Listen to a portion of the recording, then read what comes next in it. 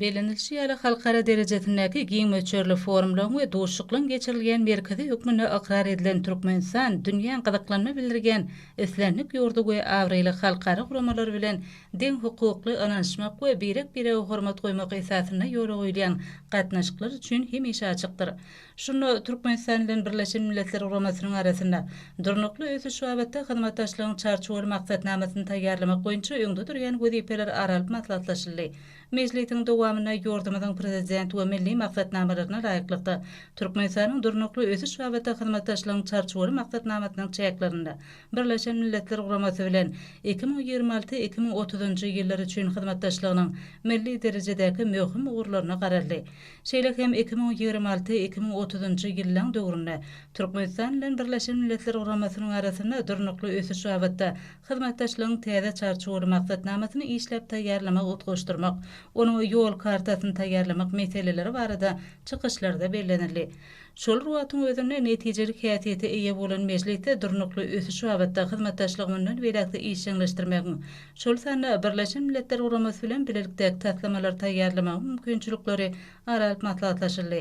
Şunu Birleşen Milletler Guramasynyň bilelikdäki taslamalary maliýeleşdirmek boýunça möhüm teklipler öňe sürildi. Şol wagtyň özünde bilelikdäki taslamalary, iş meýilnamalaryny we Birleşen Milletler Guramasy bilen beýleki resmi namalary amala aşyrmagyň çäklerini, maý goýum serişdelerini çekmegiň gurallaryny emele getirmegiň mümkinçiliklerine garaldy. Çykyşlaryň dowamyna Birleşen Milletler Guramasynyň ýurtlar toplarynyň bilelikdäki taslamalaryny tanışdyrmak çäret boldy. Şunu ýaşlar parahatçylyk we howpsuzlyk taslamasynyň tanışdyrylşy işçiň ýagdaýda geçdi. Çykyş edenler teklip edilýän taslamalara gyzyklanma bildirilýänini bellädiler. Munyň özi degişli düzümler bilen Birleşen Milletler Guramasynyň arasyna hyzmatdaşlygyň ösdürilmegine ähmiýetlidir. Şeýle hem sanly dolanýyş we demografiýa siýasaty Türkmenistanyň ygtybarly ýaşy energetika geçilmegine gollaw bermek, Merkez Aziýanyň howa tehnologiýalarynyň tebit merkezini döretmek, iş orunlary we ýokary hili netijeli durmuş hyzmatlaryny otgaşdyrmak, Türkmenistanyň sanly owa hojalygynyň ösüşi, täzeçil başlangyçlar, bilim we hyzmatdaşlyk arkaly sosial işlerine durnukly dolandyrmak, Türkmenistanyň adaletçileriniň edaralarynyň Paris esaslarına laýyklykda adam hukuklaryny goramak boýunça mümkinçilikleri dolandyrmak ýaly häzirki döwür üçin ähmiýetli we birneçe wajyp orlary öz içine alýan taslamalar boýunça teklipler dinlenildi.